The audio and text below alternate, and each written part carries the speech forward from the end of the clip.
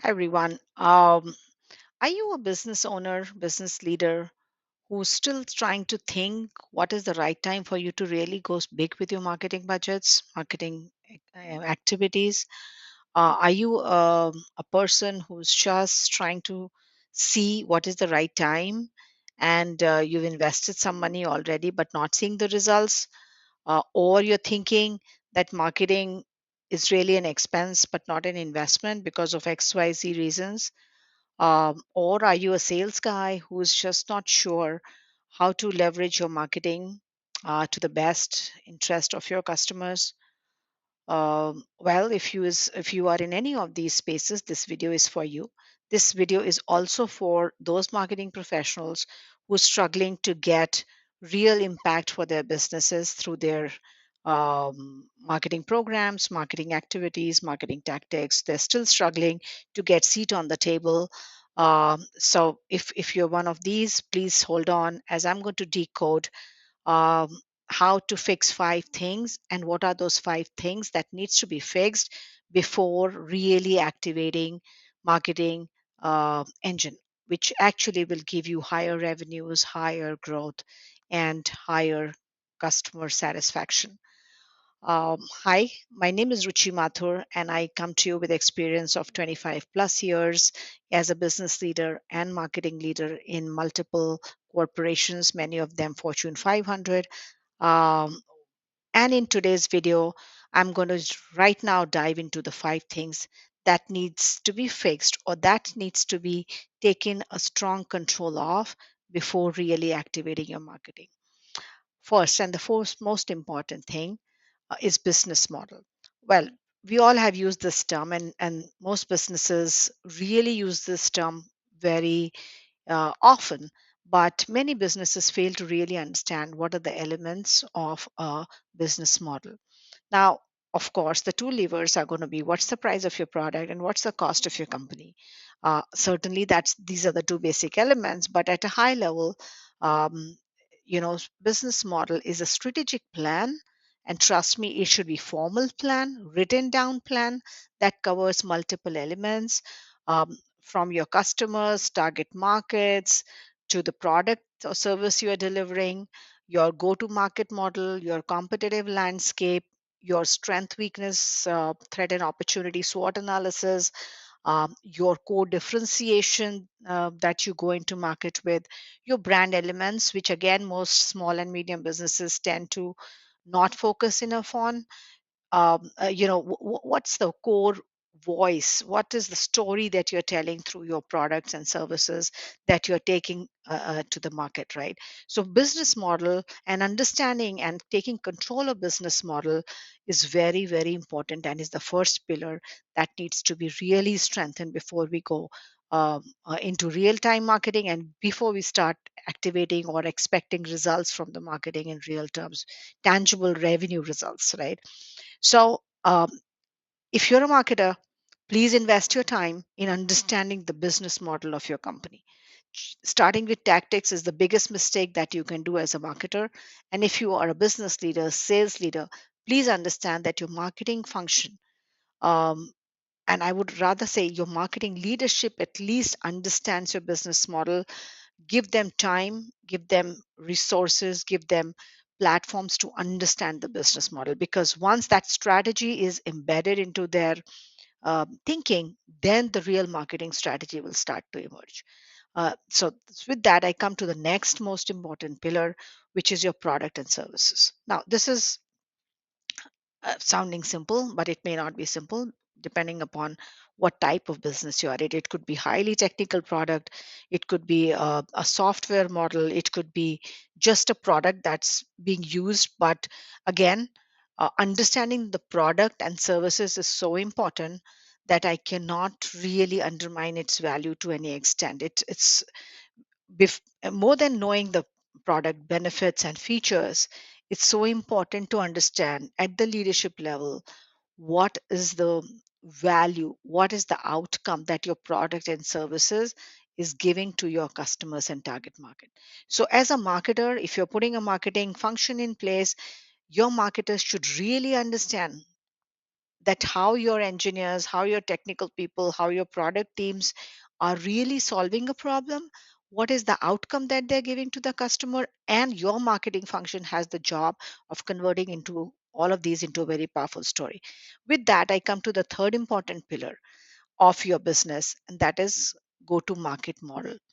It's of course a part of a business plan, but we want to talk about it separately here, because whether your go to market model is that of a franchisee or retailers, or you go out into the market through dealers, distributors, system integrators, EPCs, or you go out to the market through influencers, or you go out to the market through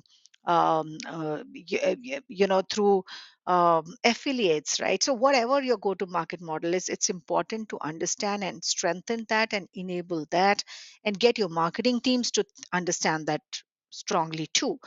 As if you're a marketer listening to this podcast, remember, enabling sales, enabling your channels or go to market model is paramount for you to become a real powerful revenue engine as a marketing team. With that, I come to the fourth point, which is financial goals and revenue goals.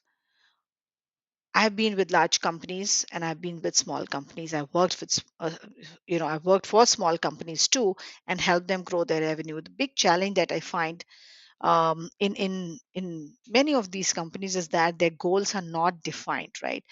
Uh, so it's simple as that. If you don't define the goal, it's very unlikely that you will reach it. And when you are having a team with you, unless the goals are defined, it's really not going to make it um, happen very clearly. Like it might happen in 1 2 years, but it will not really happen year over year if you want to see your business grow and scale and grow 10x 20x 50x in 3 4 5 years from now. So defining the goal is important, because one, it gives clarity to your team. Two, it gives you ability to measure the gaps in the previous years, in the current year. It defines your focus, and for the future it defines the real roadmap and the strategy that you want to come with. And in many small and medium companies, defining revenue goals were as simple as that. Okay, this is the year. Last year we hit the revenue of X. This year, let's plan X plus delta X. And how we will achieve it? We'll get more salespeople to have larger, delta X increment in their yearly plan, and hopefully we will achieve it. Trust me, that's not a growth mindset and it's not a growth strategy. So if you're really thinking of growing, transforming, and transcending your business, if you are wanting to take advantage of today's world, the disruptions, and convert them into opportunities, please think differently about it. So once your revenue goals and financial goals are clear, it also gives you ability to define budgets for different activities. And trust me, it's very important to define budget. Since we're talking marketing here, marketing budgets are the fundamental things that we should focus on to get effective marketing and revenue engines. I'm not saying that you have more money, you have more results. No, in today's world, there's a lot you can achieve through organic, through self published media, so many other tactics. Yes, I'm saying that you should get your marketing functions to deliver more in less. But having said that, defining budget as a business leader is very important for you, because that sets your investment strategy in place. Because as an investor, and I want to take this example of a market investor, you're investing in stocks or funds or whatever, right? You come with that investor's mindset. You give yourself your investment some time, and then you really start leveraging the benefit of compounding of your money. Exactly same happens with marketing, right? And if we trust that methodology, we're really going to have magical results, not only in establishing revenue growth, but establishing an indomitable brand, which will automatically generate revenue year over year, something that as a company you'll be proud of. With that, I think I come to the fifth and another last most important point, which is mission, vision, and culture. Now, Having worked with so many small medium businesses in the past few years, I've realized that this is one thing which is not taken seriously. And I myself cannot reinforce the importance of this enough, uh, unless maybe I'll try, because I'm reminded at this point of a statement, a video that many of you may have seen. And if you haven't seen, I want you to Google for it and see it. It's a video from um, erstwhile CEO of Apple, and trust me, it's so powerfully said. And it's by Steve Jobs, and it talks about the power of doing right things at the top line so that your bottom line is automatically taken care of. And in this video, Steve Jobs continued to say that if you do the right things at your top line, meaning you're putting your right growth strategy in place, right go to market strategies, right products, right marketing, right sales, your your top things that you're doing at your top line are all good, all right, you will not have to really bother about your bottom line, meaning you'll have your profits, your revenue, everything will be taken care of. Now, with that said, I come back to mission, vision, and culture. So let's start with culture. Culture is like a DNA of a company. And if you're establishing an organization that's eventually bound to grow uh, year over year, you will hire more people, you'll have more partners, you'll have more stakeholders coming into the system. And it's important for them to understand what's the culture of the organization. Culture is are some core values, some code of conduct that actually, it's that talks about how the organization does things when it comes to managing their customers or creating a value of their brand, creating defining what they are in terms of to the employees that they are hiring, what they are to the world that they are going out to. So it's the culture. So sometimes you say, oh, we want to be having we will have that culture where we'll try to be best every day.